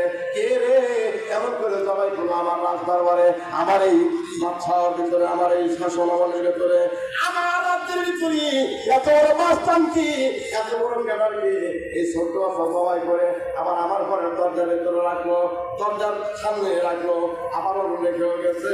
বিচার করে খানা খাওয়া লাগবে। কারমার সন্তান জানি না, বেটা আব্দুল্লাহ লিখে বলে, বেটা আব্দুল্লাহ যারা নাকি এমনি করে শহীদ হয়ে যায়, এদেরকে গোসল দেওয়ার দরকার পড়ে না, যেহেতু ছোট্ট বাচ্চা সবেমাত্র গোসল করা দেখাই দিতেছে, একবারে সে অবস্থা 3 টুকরা করা। এই বাচ্চাটা বিনা গোসলে এই কাপড়ে দাফন করে দাও, একবার জবান খুলে বলা যাবে মারহাবা,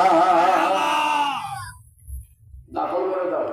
তারপর আসামি ধরতেছি, এই আসামি ধরতেছি, হযরত ওমর বলছেন বেটা আব্দুল্লাহ দাফন করে দেওয়া আসামি ধরলাম। যখন আসামি ধরার জন্য রেডি হয়ে গেছে, ওমর যেতেছে, পেছনে বিবি দেখি বলে আপনি খানা খাবেন না, গতকাল রাতে খাবার দিলাম, খাবার আপনি না খেয়ে কারাগারে নিয়ে গেলেন আপনার খাবার। আমিরুল মুমিনিন আপনার মুখের খাবার কারাগারের কয়েদিকে ভাগ করে দেন। আমার দেখে বলে বিবি রে, আমি যখন হালুয়া দিয়া রুটি বানায় পেঁচায় যখন মুখে দেব, তখন মনে পড়েছে কয়েদিকে শাস্তি দেওয়া যাবে, জেলখানা রাখা যাবে, কিন্তু না খেয়ে রাখা যাবে না। আমরা দেখি তো ওদের খাওয়া দাওয়া হলো কিনা। আমি প্রেসিডেন্ট, আমি হলাম আব্দুজাহানের খলিফা, আব্দুজাহানের প্রেসিডেন্ট, কারাগারের মধ্যে মানুষ বন্দি করলাম অপরাধের কারণে, কিন্তু ক্ষুধায় কষ্ট দেওয়া যাবে না। এই জন্য যখন আমি গেলাম রে দিদি, আমার রুটি আর হালুয়ার প্লেটটা নিয়ে যখন গেলাম, আমি লক্ষ্য করে দেখলাম জেলখানার ভিতরে অনেক কয়েদি এখনো না খাওয়া আছে। আমি ওদেরকে খাবার প্লেটে রুটি আর হালুয়া দিয়ে বললাম, তোমরা মিলি ভাগ করে আর সামান্য খাও, অল্প খাবা আর বেশি করে পানি খাবা, আল্লাহ বরকত দিয়ে দেবে। দেখে দেখে বলে, স্বামী গো আপনার খাবার গতকাল দিলেন কারাগারে, কয়েদির ভিতরে ভাগ করিয়া সকালে মসজিদে গেলেন, নামাজ পড়ে আসলেন, এখন খানা খাবেন না, এখন এমন এক ঘটনা হয়ে গেল। এই ঘটনার পরে আপনি আসামি ধরে খানা খাবেন, আসামি কবে পাবেন জানো নাই? ওমর বলতেছে বিবি চিন্তার কারণ নাই, আসামি ধরে সময় লাগবে না। আল্লাহ পাক রব্বুল আলামিন অস্ত্রী এই আসামিকে আমার পক্ষ করে দেবে, আমার হাতের মুঠে এনে দেবে। এই আসামি ধরা ওমরের জন্য কোনো ব্যাপার না। একবার জবান খুলে বলা ধরে মারহাবা। আমাদের জন্য ব্যাপার, কারণ আমরা আসামি যুদ্ধ যাবো, আবার হলো দাম ভাবতে কিছু নিয়ে পকেটে উঠে যাবো, তাহলে আসামি কোনোদিন ধরা পড়বে না। আসামি ধরা পড়বে না। ওমর দোতা না, ওমর বলে বিবির চিন্তা করো না, আসামি ধরবো আল্লাহর কোরআনে কারিম দিয়া, সুবহানাল্লাহ কোন আওয়াজ দিয়া, আল্লাহর কোরআনে কারিম দিয়া আসামি ধরা হবে, হক বাতিলের ফারাক করা হবে কোরআনে কারিম দ্বারা। চিন্তার কোনো কারণ নাই। ভাইজান আমার, হযরত ওমর ডেকে ডেকে বলতেছে, দিদি আমি চললাম মসজিদে। বিপদে যখন ইমামদার পড়বে তখন ইমামদাররা মসজিদে যাবে, নামাজে দাঁড়ায় যাবে। মোমেন যারা বিপদে পড়লে তারা নামাজ দাঁড়ায় যাবে। সবর ধৈর্য আর ঈমান নিয়ে নামাজ যখন দাঁড়ায় যাবে, আল্লাহর পক্ষ থেকে রহমতের বাড়িতে আল্লাহ পাক বর্ষায় দিলে ধরে কোন সুবহানাল্লাহ। ভাইজান আমার, তোমার মসজিদে চলে গেছি, মসজিদে যাইয়া আল্লাহ তোমার নামাজ সমাপ্ত করেছে, এশার নামাজ হয়ে গেল, সব সাহাবীরা চলে আসো, মোর আসো না। এক পর্যায়ে আল্লাহ নামাজ তাহাজ্জুদের নামাজ পড়ে যখন বসা, একটু জীবনী জীবনী ভাব কে যেন ডেকে বলে, আমিরাল মুমিনিন, এই গতকাল যে তোমার বাসায় ছোট্ট বাচ্চা জবাই করা, তোমার ঘরে দরজার মধ্যে ছিল, অমরি ওই জবাই করার ঘটনা তোমার বাড়ির কাজের মেয়ে এই দাসীর কাছে আছে, দাসীর কাছে জিজ্ঞেস করে সব ঘটনা দিয়ে যাবা। একবার বাবা বলে বলা যায় মারহাবা। আপনারা কি বিরক্ত হতেছেন? বিরক্ত হতেছেন না? সামনের দিকে না, রাত অনেক হয়ে গেছে, রাত অনেক হয়ে গেছে। দেখা যাক কোমর আসামি কেমনে ধরে, বিচার ফাইসালা কেমনে হয়। বাবা মারা বিচারটা তোমরা শ্রবণ করে যাবো ইনশাল্লাহ, আমাকে ফাইসালাটা শুনে যাবো। তার আগে আল্লাহর ঘর মসজিদ তাকিয়ে আছে, এগুলা নামাজ করবেন, আমার কথা কি মনে নাই? আল্লাহর ঘরের কথা খেয়াল করা দরকার। ভাইজান আমার, প্রথম দুনিয়ার জমিনে যে ঘরটা বাইতুল্লাহ, আল্লাহর ঘরের নাম হলো বাইতুল্লাহ। ঘরের নাম কি? বাইতুল্লাহ।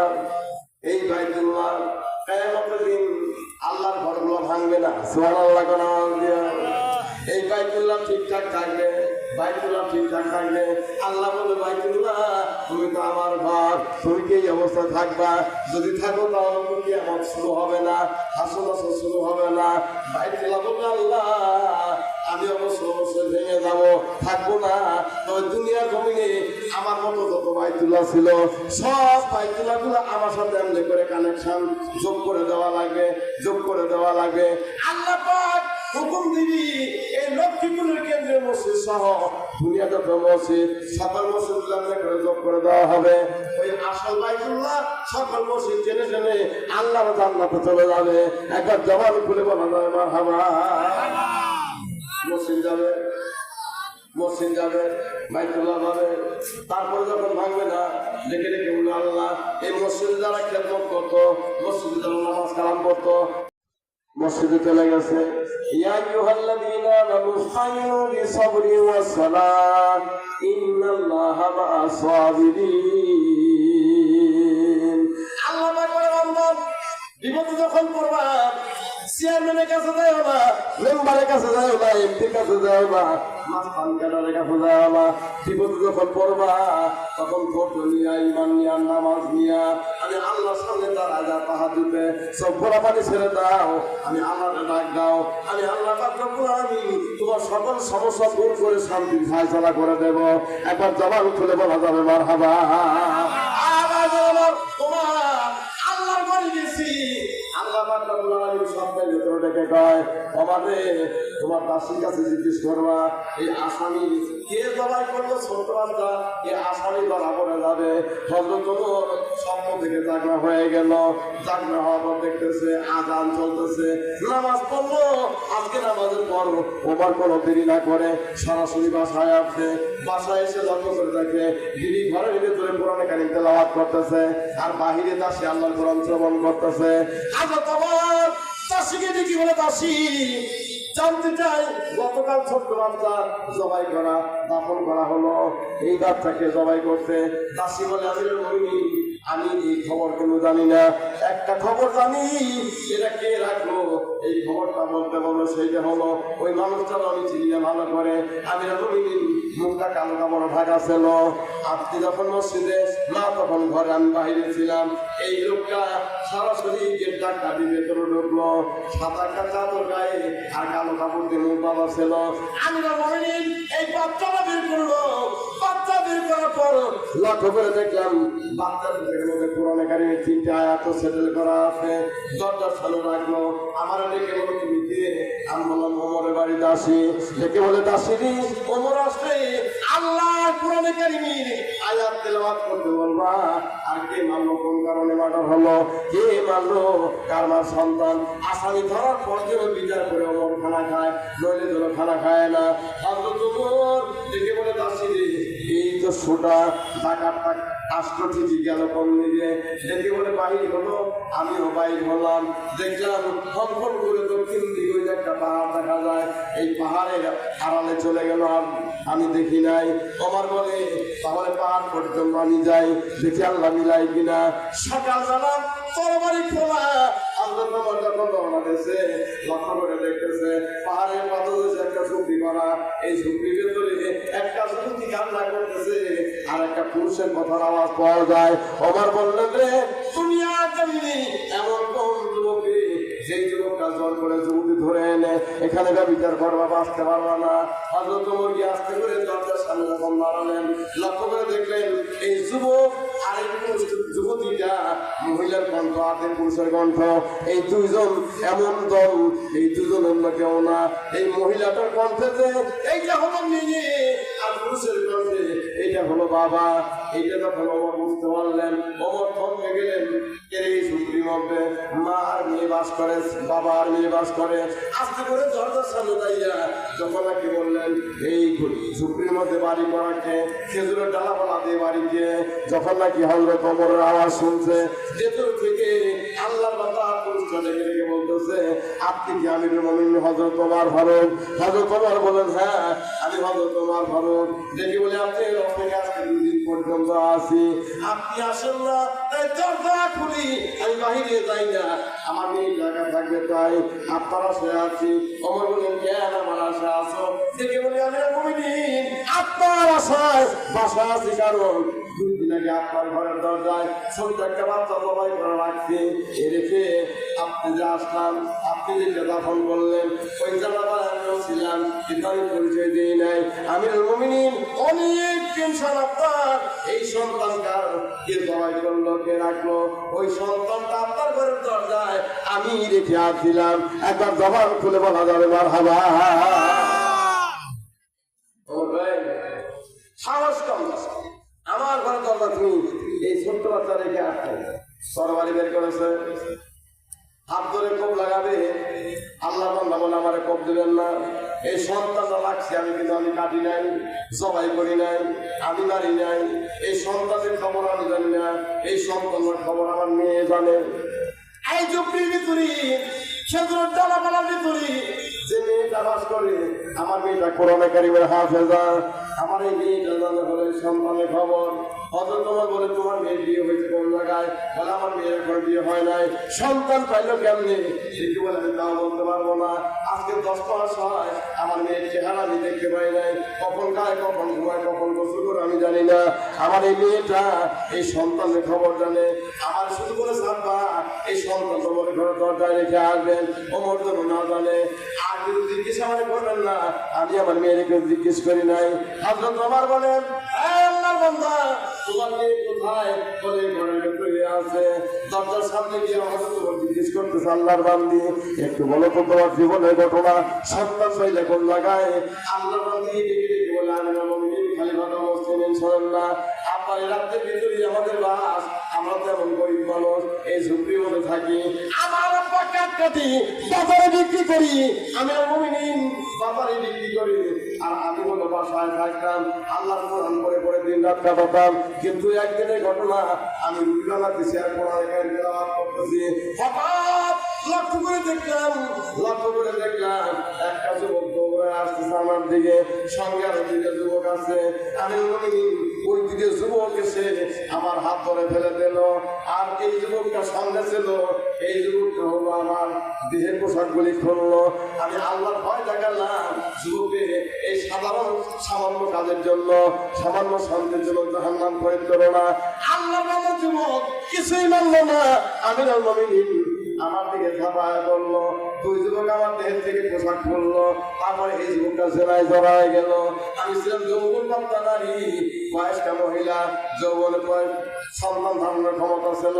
জেলাটা আমার ঘরের সন্তান হলো, এই সন্তানটা মারার চেষ্টা করলাম, মারতে পারলাম না। যেদিন এই কাজ হলো তারপর থেকে আমার আব্বার সাথে আমি দেখা দেই নাই। আমি মুমিনিন এই সন্তান যখন প্রসবের সময় হয়ে গেল, আমার আব্বারে বললাম, আব্বা হালুয়া খাবো, একটু বাহানা করি। আব্বা যখন বাজারে চলে গেল, আমি তখন বাসায়, সন্তান প্রসব হয়ে গেল। আব্বার কাটকাটা অস্ত্র আমি হাতের মধ্যে নিলাম। আমি মুমিনিন সন্তান প্রসব হয়ে গেল, উঙ্গা বলে একটা কান্নার আওয়াজও পেল। যখন আওয়াজ দিল, এই আওয়াজ পাওয়ার পর আমার এই হাতের ধারণ অস্ত্র দিয়া ওই সন্তানের চেহারা না দেখে একটা কোপ লাগায় দিলাম। একটা কোপ দিলাম, বিশাল জোরে একটা চিৎকার মারলো। আর একটা কোপ দিলাম, 3 টুকরা হয়ে গেল। আমি তাকিয়ে দেখলাম ফুরফুরে তাদের মধ্যে একটা সন্তান আল্লাহ পাক আমার দিল, কিন্তু বাবার পরিচয় নাই। আমিরুল মুমিনিন আর এত বড় সাহস আপনার রাজ্যের ভিতরে আমার সাথে এমন কাজে জড়ালো, এই বিচারটাকে আমি পাবো না। আল্লাহর জমিনে কি আপনি বিচার করবেন না, স্বামী ধরবেন না? হাজর আমার মানে আল্লাহর বান্দি, আমি আমার যদি বেঁচে থাকি এই বিচার হবে, হবে অচিরে হবে। ওই আসামি কোনোদিন আমার রাজ্য থেকে পালাতে পারবে না। একবার জবান খুলে বলা যাবে মারহাবা। কোন সমাজ উপহার দিল রে কোরআন দিয়া? কোন রাজ্য উপহার দিল? ভাইজান আমার কেমন সমাজ উপহার দিল? হযরত ওমর দেখে দেখে বলে, আল্লাহর রাস্তায় সামনে চললাম। আমি চললাম আসামি ধরবার জন্য। বাসায় আসতে বাসা সব বিবিরে ডেকে বলে, বিবি গো, তুমি থাকলে এক রুমে, সন্তানগুলো আরেক রুমে, আমি একা থাকবো এক রুমে। আল্লাহর সাথে আমার একটু যোগসূত্র আছে, এই জন্য সিঙ্গে একা একা থাকা লাগবে। একা এক রুমে আমার বাড়ি দিয়ে করে আল্লাহ তোমারে কান্দে। আল্লাহ না বলবো এই কাজটা কোন যুবক করলো? এই যুবকের ধরিয়া যুবতীর সামনে আমি বিচার করবো, বিচার করে দেবো, এমন একটা বিচার করবো দুনিয়ার জমিনে কোনো খারাপ যুবক থাকবে না, এমন একটা বিচার করবো। ভাবতেছে হযরত ওমর যখন একটু ঘুমায় গেছে, 70 বছরে কে যেন বলতেছে, আমার যদি আসামি ধরতে চাও মসজিদ নববীর বারান্দায় চলে যাও। মসজিদ নববীর দরজার সামনে গিয়ে দেখে একটা যুবক দাঁড়া আছে, এই যুবকটাই এই গুনাহ করেছে, পাপ করেছে, ধরে বিচার করে দাও। হযরত ওমর একবারে তাহাজ্জুদের সময় তরবারি খাপ থেকে বের করে একটা পড়তেছে, দিয়ে সিরিয়াসলি বিচার করা হবে।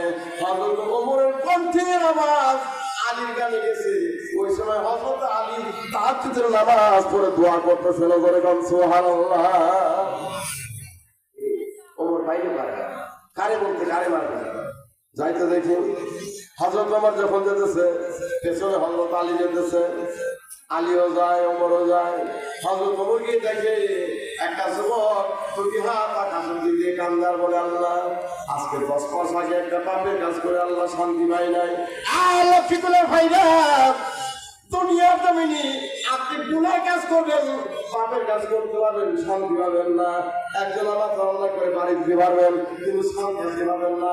একজনকে আঘাত করতে পারবেন, ওই আঘাতটা অবস্থা হবে, কিন্তু আপনি শান্তি পাবেন না। আল্লাহ বান্দা কাঁদতেছে, আল্লাহ শান্তি পাইলেন না, ওমরকে আমার কাছে পাঠায়া দাও, যেন ওমর আমার শেষ করে দেয়। এমন সময় ওমরকে হাত ধরেছে, আল্লাহ বান্দা টাকা লাগবে না, ওমর চলে এসেছে, আজকে বিচার করা হবে। বান্দারে এমন একটা যুবতীর সাথে অন্যায় করেছেন, আর কাজে জড়াইছিলা। যুবকটা কান্দার বলে, আমিরুল মুমিনিন খলিফাতুল মুসলিমিন সত্যি বলেছেন, ওই গুনাহ কাজটা আমি করেছি, ওই সন্তানটা আমার সন্তান ছিল। ওই গুনাহ কাজ করার পর 10 বছরের ভিতরে একটা দিন ভালো করে ঘুমাতে পারি নাই, একটা দিন ভালো করে খাইতে পারি নাই। এমন একটা শান্তি ওমর বলে, জীবনের সমস্ত জ্বালা আজকে তুমি গায়ে দেওয়া হবে। যখন তরবারিতে কোপ লাগাবে, হযরত আলী পেছন দিক থেকে হাত দিয়ে একবার ধরে বলে, ওমর কোপ দিও না, একটু অপেক্ষা করো। কেন অপেক্ষা করবো? বলে দেখি একটা কাজ আছে। যখন বলে কোপ দিও না, হযরত ওমর আস্তে করে তরবারি নিচে নামায় দিয়েছে। হযরত আলী যায় যুবকের ডেকে বলে, যুবক তুমি কি ইসলামের ভেতর না বাহিরে?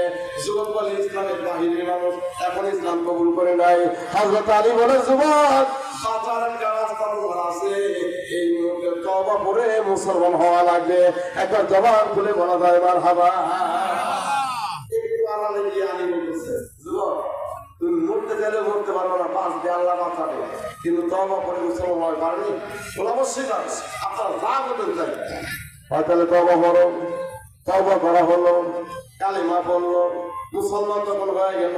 হযরত আলী বলল, তুমি আর মারতে পারবে না। বলে কেন পারবো না? বলো না, যে ইসলাম কবুল করি, ইসলাম কবুলের পূর্বে যত গুনাহ করুক, ইসলাম কবুলের পর তার গুনাহ থাকে না। আল্লাহ পাক সমস্ত গুনাহ তওবার দ্বারা মাফ করে দেয়। একটা জবান খুলে বলা যায় মারহাবা। আল্লাহ যুবক এই বাক্যাস করেছে ইসলাম কবুলের পূর্বে, এখন ইসলাম কবুল করেছে, তওবা করেছে, আর মারতে পারবে না। আল্লাহ জবান ডেকে ডেকে বলে, আলী রে, এই জন্য তো আল্লাহ রাসূল বলেছে, আমি হলাম ইলমের শহর, আলী হলো ওই শহরের দরজা। এত জ্ঞান আল্লাহ পাক তোমার দিয়েছে। ইনশাআল্লাহ ইনশাআল্লাহ। হযরত আলী ডেকে ডেকে বলে, যুবক আল্লাহ বাঁচায় দিল, আল্লাহ বাঁচায় দিল। যুবকটা কান্দি, ইসলাম এত শান্তির জন্ম, কোরআনে কারিমের ভিতরে এত রহমত বরকত আল্লাহ ভরপুর করেছে। যুবকটা কান্দে বলে, আল্লাহ মাহমুদ এই জীবনে আর কোনো গুনাহ করব না। ওমর বলে, যুবক আর একটা অফার, আল্লাহ জান্নাত পাবা। আল্লাহ জান্নাত পাবার একটা কাজ করতে পারলে কি করা লাগবে? ডেকে বলে যে মহিলার সঙ্গে তুমি পাপাচারে লিপ্ত, এই মহিলারে বিয়ে করবা, সংসার বাঁধবা, আল্লাহ পাক তোমার উপর রাজি হয়ে যাবে, খুশি হয়ে যাবে। আল্লাহ পাক রাজি হয়ে গেল। হযরত আলী ওমর যখন কুমড়ের মতন দিয়ে ফয়সালা করে দিল, বিয়ে হয়ে গেল। দোয়া করতেছিল, এমন সময় পর্যন্ত আওয়াজ বাজলো, ওমর রে, এই যুবকের বলে দাও, এই যুবকের বলে দাও, এই যুবককে আল্লাহ পাক রব্বুল আলামিন মাফ করেছে, ক্ষমা করেছে। আল্লাহ পাক এই যুবককে কবুল করেছে। জবান খুলে বলা যায় মারহাবা। এই জন্য দুনিয়া জমিনে গুনাহ করেন, পাপ করেন, মহান পর্যন্ত আল্লাহ বলে ভয় করিস না, লা তাকনাতু রাহমাতিল্লাহ, আমার রহমত তোর উপর নাযিল হয় বান্দা, ভয় করো না।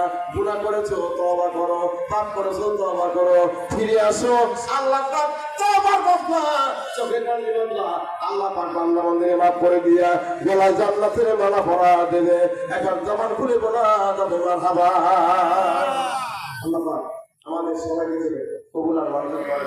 জবান খুলে আল্লাহুম্মা আমিন।